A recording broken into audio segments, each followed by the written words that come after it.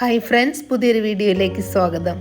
ചോറ്, ചപ്പാത്തി, പൂരി എന്നിവയോടൊപ്പം കഴിക്കാൻ പറ്റിയ നല്ല ഹെൽത്തി ആയിട്ടുള്ളതും ടേസ്റ്റി ആയിട്ടുള്ളതുമായിട്ടുള്ള ഒരു ഈസി റെസിപ്പിയാണ് ഇന്നത്തെ വീഡിയോയിലൂടെ കാണാൻ പോകുന്നത്. നമ്മുടെ നാട്ടിൽ അപൂർവമായി കിട്ടുന്നതും ധാരാളം ഹെൽത്ത് ബെനിഫിറ്റ്സ് അടങ്ങിയിട്ടുള്ളതുമായിട്ടുള്ള അപൂർവ ഇനം കോളിഫ്ലവറാണിത്. ഞാൻ ആദ്യമായിട്ടാണ് ഇത് കാണുന്നതും കഴിക്കുന്നതും. ഇത്ര മനോഹരമായിട്ടുള്ള ഈ ഒരു കോളിഫ്ലവർ കണ്ടാൽ ഇത് കട്ട് ചെയ്യാൻ തന്നെ തോന്നുന്നില്ല, അത്രയ്ക്ക് ഭംഗിയുണ്ട്. ഇത് ഉപയോഗിച്ചുകൊണ്ടുള്ള നല്ലൊരു കോളിഫ്ലവർ മസാലയാണ് ഞാൻ ഉണ്ടാക്കാൻ പോകുന്നത്. ഇത്രയൊന്നും ഞാൻ എടുക്കുന്നില്ല, കുറച്ച് ഇതിൽ നിന്ന് എടുത്തിട്ട് കഴുകിയിട്ടുണ്ട്. ഇതിനി കട്ട് ചെയ്തെടുക്കണം. കുറച്ച് വലിയ പീസായിട്ടാണ് കട്ട് ചെയ്യുന്നത്. കോളിഫ്ലവർ പോലെ അല്ല, എന്നാൽ ബ്രോക്കലിയുമല്ല. ഇത് ഹൈബ്രിഡ് ഇനത്തിൽപ്പെട്ട കോളിഫ്ലവറാണ്. ഇതങ്ങനെ എപ്പോഴും കിട്ടുന്ന ഒന്നല്ല. ഇത് ഇവിടുത്തെ ലോക്കൽ മാർക്കറ്റിൽ മാത്രം കിട്ടുന്നതാണ്. കടകളിൽ അങ്ങനെ കണ്ടിട്ടില്ല. ഇതിൻ്റെ കൂടെ 3 ബേബി പൊട്ടറ്റോസും എടുത്തിട്ടുണ്ട്. പൊട്ടറ്റോസ് നന്നായിട്ട് കഴുകിയതിന് ശേഷം കുറച്ച് വലിയ പീസായിട്ട് കട്ട് ചെയ്യാം. ഇതിൻ്റെ തൊലി കളയണമെന്നില്ല. അതുപോലെ ഒരു വലിയ സവാള എടുത്ത് അതും ചെറുതായിട്ട് അരിഞ്ഞു വയ്ക്കാം. ഇതിൻ്റെ കൂടെ ഒരു ടൊമാറ്റോയും ചെറുതായിട്ട് അരിഞ്ഞു വയ്ക്കണം. ചാനൽ ഇതുവരെ സബ്സ്ക്രൈബ് ചെയ്തിട്ടില്ലെങ്കിൽ ഒന്ന് സബ്സ്ക്രൈബ് ചെയ്തേക്കണേ. പാൻ ചൂടാക്കി 1 ടേബിൾ സ്പൂൺ എണ്ണ ഒഴിക്കാം. ഇതൊക്കെ വളരെ അപൂർവമായിട്ട് കിട്ടുന്ന പച്ചക്കറിയാണ്. അപ്പോൾ കുറച്ച് ടേസ്റ്റി ആയിട്ട് തന്നെ ഉണ്ടാക്കാമെന്ന് വെച്ചു കുറച്ച് കൂടുതൽ എണ്ണ ഒഴിച്ചിട്ടുണ്ട്. ഇതൊന്ന് റോസ്റ്റ് ചെയ്തെടുക്കാം. 2-3 മിനിറ്റ് ഇതുപോലെ ഒന്ന് ഹൈ ഫ്ലെയിമിൽ ഇളക്കി കൊടുത്താൽ മതി. നന്നായിട്ട് ഫ്രൈ ആവേണ്ട ആവശ്യമില്ല. ഇത് കുറച്ച് പച്ചയായിട്ടിരിക്കുന്നതാണ് ടേസ്റ്റ്. ഇതിലാവശ്യത്തിനുള്ള ഉപ്പിട്ട് കൊടുക്കാം. ഒന്നുകൂടി ഒന്ന് ഇളക്കി കൊടുക്കാം. ഇത്രയും മതി. ഇനി ഇതൊന്ന് കോരി മാറ്റാവുന്നതാണ്. ഇത് നല്ല ഫ്രഷ് കോളിഫ്ലവർ ആയതുകൊണ്ട് ഇപ്പോഴും നല്ല ക്രഞ്ചി ആയിട്ടാണ് ഇരിക്കുന്നത്.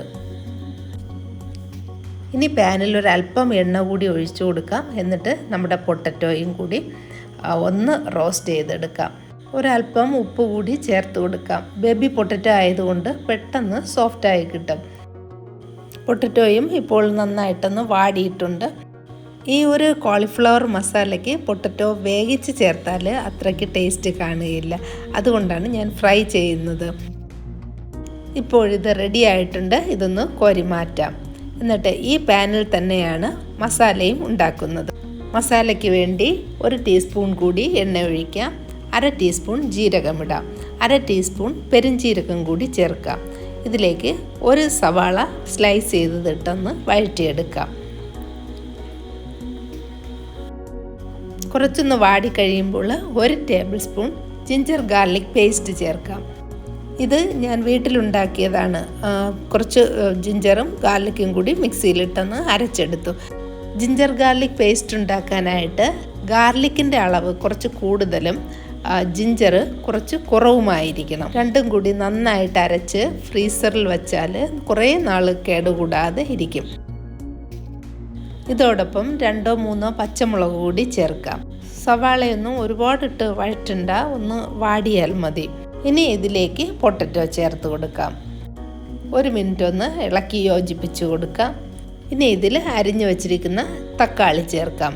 ഒരു വലിയ ടൊമാറ്റോയാണ് ചെറിയ പീസായിട്ട് കട്ട് ചെയ്തത്. ഇനി ഇത് നന്നായിട്ടൊന്ന് ഇളക്കി കൊടുക്കാം. 1-2 മിനിറ്റ് ഇളക്കിയതിന് ശേഷം ഇതിൽ ആവശ്യത്തിനുള്ള മസാല ചേർക്കാം.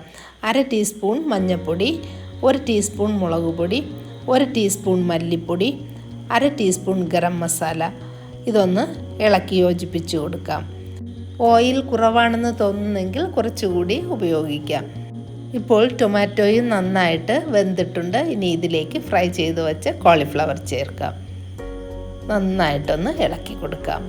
ഇതിലിനി 1 ടീസ്പൂണോളം കടായി മസാല കൂടി ചേർക്കാം. കടായി മസാല എന്ന് പറഞ്ഞാൽ കുറച്ച് മല്ലിയും പെരുംജീരകവും ജീരകവും പെപ്പറും ഒക്കെ ചേർത്ത് പൊടിച്ചെടുക്കുന്നതാണ്. ഉടനെ തന്നെ കടായി മസാലയുടെ ഒരു ഷോർട്ട് വീഡിയോ ഞാൻ ചെയ്യുന്നതാണ്. അപ്പോൾ ഇനി കോളിഫ്ലവറോ ബ്രോക്കലിയോ വാങ്ങുമ്പോൾ ഇതേ രീതിയിൽ തന്നെ തയ്യാറാക്കി നോക്കുക. ചോറിനോടൊപ്പം സൈഡ് ഡിഷായിട്ടും ചപ്പാത്തി, പൂരി എന്നിവയോടൊപ്പവും ഒക്കെ കഴിക്കാൻ പറ്റിയ ഈ ഒരു കറി നിങ്ങൾക്ക് ഇഷ്ടമായെന്ന് വിചാരിക്കുന്നു. ഇഷ്ടമായെങ്കിൽ ലൈക്ക് ചെയ്യുക, ഷെയർ ചെയ്യുക, കമൻറ്റ് ചെയ്യുക. Thank you for watching Mother's Cooking lab.